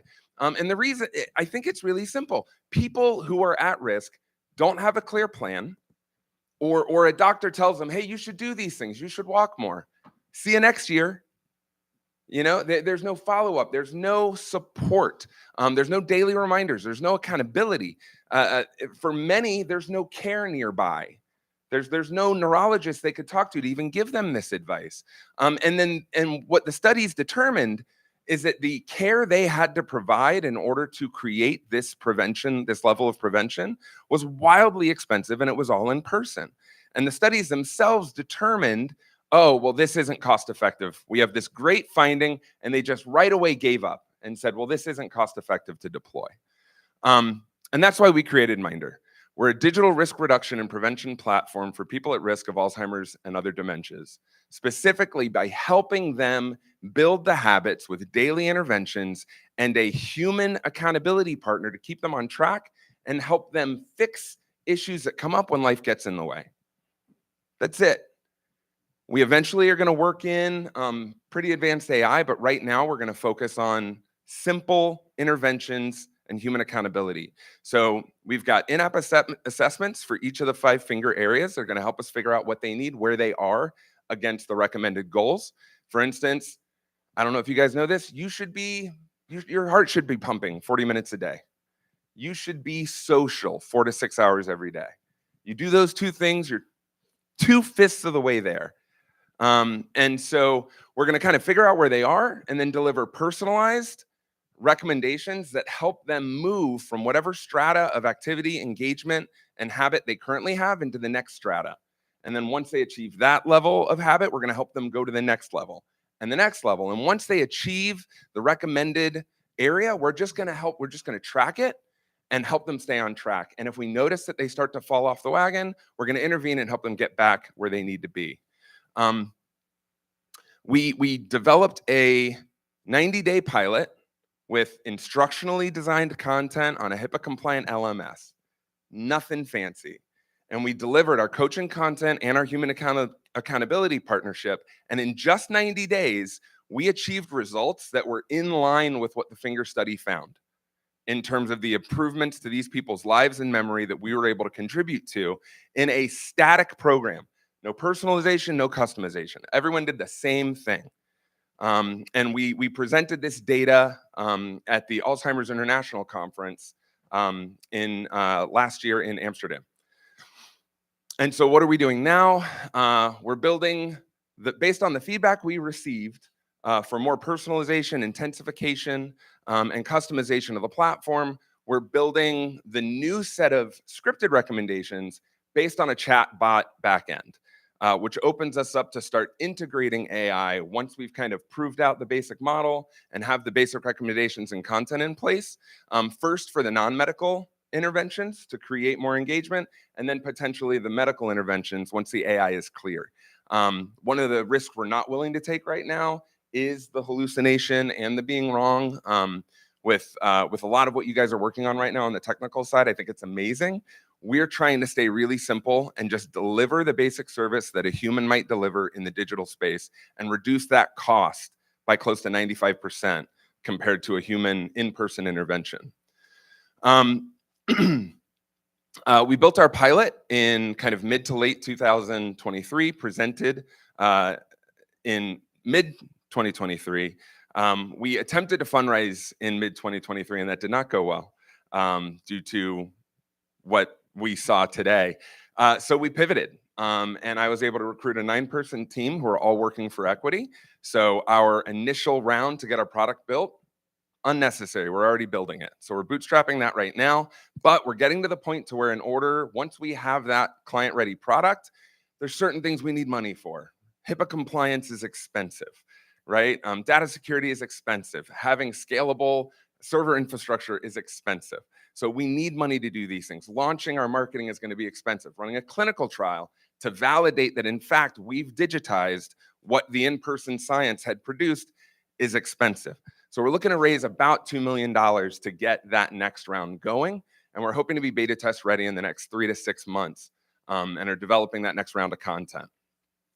How we're going to make money? Initially, we're going to go B2C. We have a number of really awesome partnerships I'll tell you about that are going to help us do that. And then our second tier is going to be insurance reimbursement for our in-person coaching sessions. So that way, at least that becomes a profit center rather than a cost center. And then our long-term plan is institutional per member subscriptions. So employee benefits organizations, insurance providers, anyone on who is incentivized to keep their people healthy is going to want to pay us a per person per month fee to make this platform available to their users at scale. We've got an amazing team. Myself, I've been at this game for 20 years. I've built 2 other coaching apps in the past, one for corporate training and one for personal training, that both achieved 85 to 88% adherence for years of engagement, which is what we're deploying here as well. Ariana, who's right over here and came with me today, has a wonderful background in home health and age tech. Ina Marquardt is a geriatrician who's helping us make sure on the science side that our data is clean, that our methodologies are good. And then Mark Branley has been a technology partner of mine for about 15 years, and we've built hundreds of products together. Our initial go-to-market is going to be very, very heavy on partnerships. Our beachhead is going to be the caregivers of people currently experiencing Alzheimer's and dementia. They're presently feeling the pain of watching their loved one go through this process that they themselves want to avoid. And in terms of market addressability, there are all kinds of companies providing support to caregivers to care for their loved ones, but not able to provide anything to help those caregivers care for themselves. And that's going to be our pitch to them. And we already have Care Team and Care Yaya. Specifically, Care Team has about 6 million members, and they're ready and lined up to introduce us to their users because they know their users need this kind of support that they don't provide. That is all for now. Congratulations. Thank you. Yeah, I'm really impressed with everything you've been able to do. Bootstrap, that's amazing. So kudos to you. Thanks. And your team. It's been a lot of fun. Yeah. I mean, I mostly just have a bunch of introductions I want to make for you because I was writing down all these people I want to connect you to. You're solving a real problem. I think that this is something that can really scale, and you've gotten really far with very little.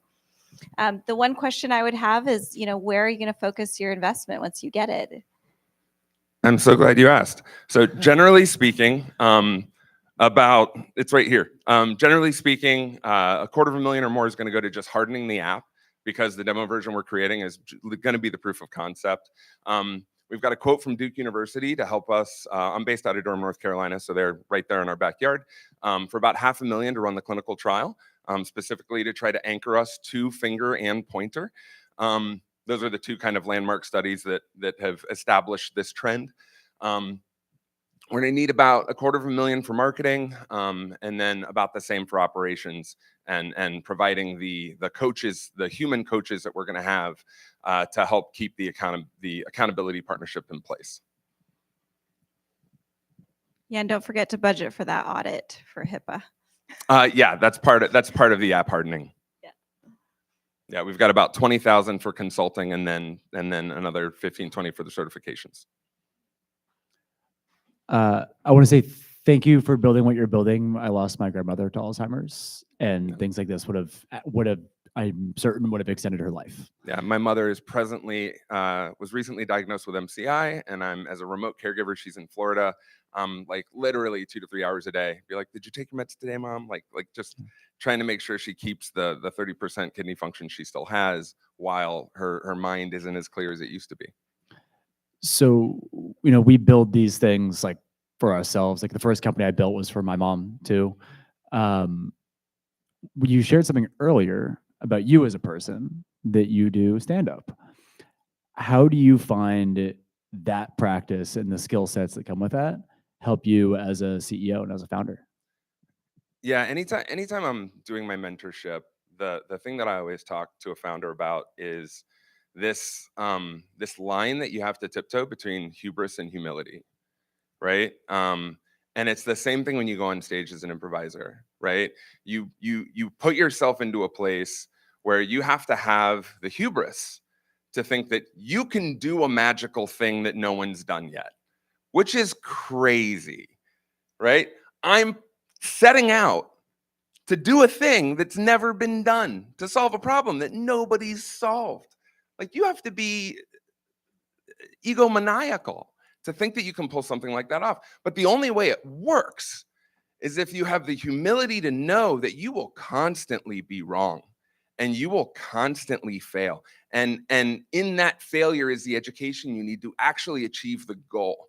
So that the humility becomes the gives you the hubris, right? And the hubris requires the humility. And whether you're on stage thinking that you're going to engage people, strangers, based on no information at all, and be able to masterfully pull off a performance that everyone leaves saying, I'm so glad I did that, is not dissimilar to what we're trying to do in the products we create. Thanks.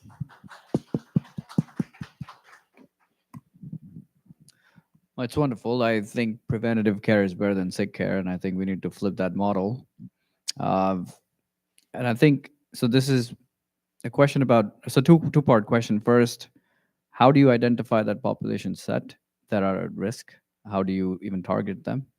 And second is, I think I was reading some stats recently that when someone has a cardiovascular event, which gets them hospitalized, turns out they come back in the hospital because 30 to 40% of the time they forget to take their meds. Or not forget, rather not diligent enough, right? So that will apply here as well, is that, can you think of feature sets that just keeps them engaged? Is it gamification? What is it, engaging family? So, you know, this is, Alzheimer's is it's a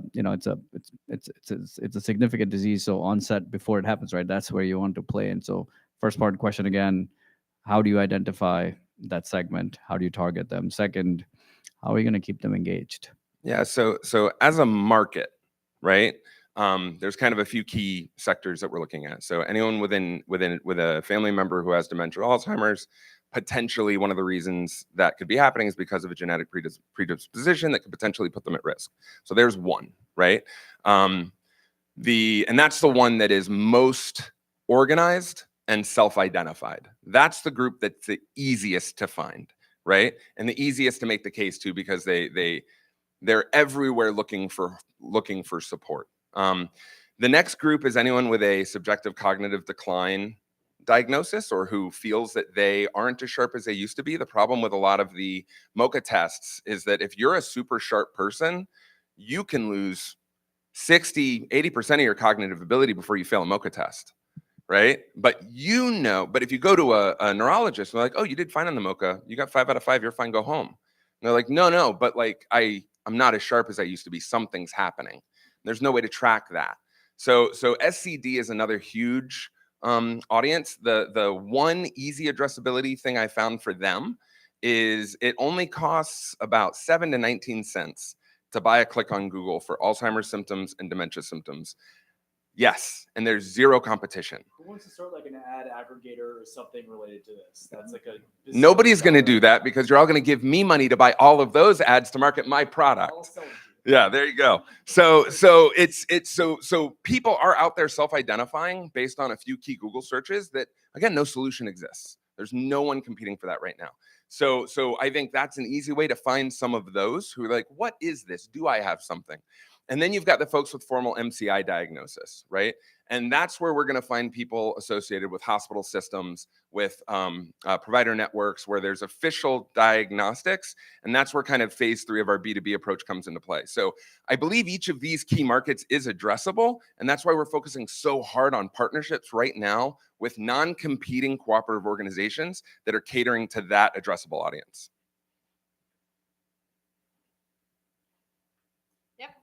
Okay. All right, thank you so much. Thank you. Congratulations. We have one more. Daniel. I know Daniel for a long time, so this is why I can say this. Daniel, 5 minutes? Really quickly? 4 minutes. 4 minutes. Okay. Is there a clicker? Yes. Okay. Good evening, everybody. Try to do this very, very quickly. Roberto. Time. Yeah, keep going. You got to go 3 forward. Sorry. Yep. Like this. Yeah, I had some backup slides. There we go. Okay. Awesome. Hello, everybody. My name is Daniel Uribe. And again, as Adam was saying, I would love to partner with all of the startups here because I think basically what we are building is the stack where families can own and control their own biomarker data and be basically nodes to help scientists to basically access their data with fully control and everything. So, sorry, well, this is because of the PDF. I'm sorry about that. But the story is that in 2017, my son was diagnosed, actually was misdiagnosed with a rare disease here in the Stanford Children's Hospital. And he was bleeding a lot. So this is a disease that prevents him from clotting properly. And my wife and I were very desperate. The doctor says, hey, here's an experimental drug. It'll cost you a lot, but that's not the problem. The problem is that it may create clots, blood clots in his brain.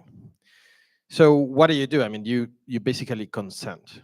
But the problem is that we consented on fear and not really on an informed consent, right? That was really the problem. Eventually, the 15 shots were ineffective, and a platelet transfusion was thankfully able to save his life. And here's the problem that we're trying to solve. Families and individuals really struggle on getting back all the laboratory-derived data sets. Like, there is not a bridge to give you your raw data. So HIPAA protects your access to your reports, to electronic health record, that's for sure, but not your raw data. There's no law that says you have access to your own data. No law at all. So that's a problem. And labs, in the other hand, they sit on vast amounts of data, DNA data, clinical data, and so on and so forth, and they cannot help very much the family directly or the individual. There is no bridge, right? So basically what we do is we designed a vault that sits inside laboratories. So we license our product to laboratories. So your data is still there. But now we use, obviously, blockchain technology to tokenize it as your real-world bioasset, right? So those assets are yours. And the laboratories are happy to do that because they need it to be unlocked. And the only thing that unlocks this data is our consent, right? So basically, we are the inventors and we have a patent, right? It's the BioFamily wallet. It's just been given. We've been researching this for 2018 and it was just given like a couple of months ago. Basically, what this does is every single biosample, there's a system that you can basically scan a QR code and claim ownership over your biosamples. And this opens also your virtual machine that will be controlled by you. It'll be hosted by the laboratory, but controlled by you. So you become a data partner for the laboratory. And this will only cost the family $99. So whatever the data is, as long as it's reachable in terms of the internet or an API, it'll cost $99 for the family to establish this vault. Here's the thing that we will provide services on top of this data, monthly updates about, hey, you have an interesting variation that somebody wants, like here, there was an Alzheimer's and so on and so forth. And here's the flywheel, right? So again, I promise I didn't hear the pitches before, but the APOA4 gene is related to Alzheimer's. So we would love to partner with Adam and say, hey, here's a person that you might want to, address. It's an anonymous wallet, so you don't know who it is, but you know the variants. And BRCA1 and BRCA2 also, we were talking about breast cancers earlier today, right? So the same. So you want to be found by researchers, but without compromising your privacy. So blockchain, fortunately, with wallets and tokens can enable this. So this is our market. Data is very, very valuable. So we want to unlock this data as a patient-owned tokenized asset. We have been, again, working since 2018. We have more than 6,600 individual vaults, but we started our pilot just by 2 months ago. We have 35 families so far. We want to reach 1,000 families in 2025. We're talking to Radi's Children's Hospital because that's the main use case, children's or pediatric age children. So these are teams. Techstars just invested in us. Our demo day is in New York next week. We do not, we're not raising currently any money, but we will open around on September. So if somebody would be interested, that would be fantastic. I will just close this pitch by saying, by using our own vault, I was able to chat with Claude 3, present my variant calling file of my child, and this is the way I sense that this is why the treatment was not able to work. It is not Glanzmann thrombocythemia, it's gray platelet syndrome. Claude 3 was not able to find any variation in these genes, but it found the other. So it's really good by analyzing the data, and the main reason here is privacy. So we enable that. And so if somebody is interested on participating or interested on joining our journey to make every family their CEOs of their healthcare journey, please contact us. Thank you.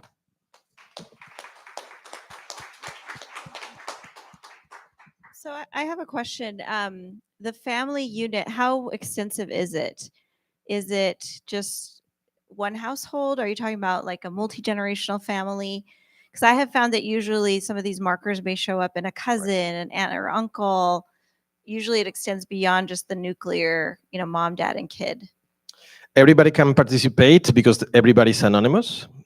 And using the DNA data, you can relate them. So you can say cousin, mom, grandma, grandpa, and so on and so forth, because you can form basically your family like journey of or tree of variants, and you will be able to say without any name, any email, phone number, whatever. I mean, just your genetic data. I mean, DNA is the blockchain of nature, right? So everybody is traceable in terms of DNA. So if you have your own Bolt, everybody can contribute.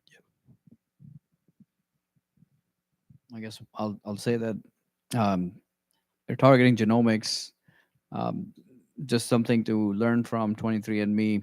One thing they struggled after the scale was hard to get recurring customers, because DNA doesn't change. Once you do it, you've done it. So that's something to think about. And I think eventually, and if you're thinking at some point this will turn into some therapeutics because of consents and all, I think you'll have to think longitudinal data alongside. So those are 2 comments, I think. Yeah, I know we're getting late, but thank you very much. So one of the ways that decentralized trials, therapeutic research occurs is because you have really, really tight, highly curated data sets that pharma knows how to work with. You talked a lot about collection, you talked a lot about storage. Lab data is really hard to dive into and run a study on. Are you also going to be building a curation shop out the back of this vault? Yes, just focusing right now on BCFs, like the variant calling files from the genomic data, because as you were saying, is like super extensive. But we are building a rarity index for each gene. So it's kind of a not very similar, but this is Spotify kind of movement where you can have an index of popularity of the data set depending on the rarity, depending on the researcher, and so on and so forth. So we tokenize the downloads. What I mean is not all the data sets will be downloaded the same amount of times, because the interest of researchers varies depending on how the marginal contribution of each data set is different. So that's the thing that we are doing. So it's basically how we annotate this data, as you were saying, using basically AI or whatever tool there is, because we want to help like startups like Adams or previously to find, as you were saying, exactly the variant that you're looking, and that is mostly clean or corroborated and so on and so forth. Yeah. Thanks. Thank you. Thank you so much, everyone, for presenting. And actually, everyone that's presenting today, we are forwarding your pitch to Meet the Drapers. So they're interested in getting to know you. So it's an opportunity for you to get an investment from Tim. He does $50,000 every episode. He does 250,000, $500,000, and $1 million in the finale. And sometimes he does he picks more than 3 companies. So it's a great opportunity for you guys. Thank you for participating. Thank you for our speakers for coming and sharing your knowledge. Thank you, Ben and Mercury, for sponsoring us and curating spaces like this. And thank you guys for coming and being part of this. And we hope you meet someone that changes your life. And yeah, I know there are some people that needed talent. Just really quickly, that's looking, if someone's looking for work. Yeah, I think like a lot of the companies here, we're looking for ML engineers. If anyone is passionate about helping providers find mistakes in medical records using AI and machine learning and really changing outcomes for patients, please find me. We're hiring, and yeah, I'd love to talk to you. Mercury is like 50 job recs open right now. Please apply. And we're scheduled till 9:30, but if you guys want to head over to the networking room and we have a little bit of time left. If you guys, or stay here, whatever works best for everyone. Yeah. Thank you so much. A round of applause. Or do you have any last words? No, last words.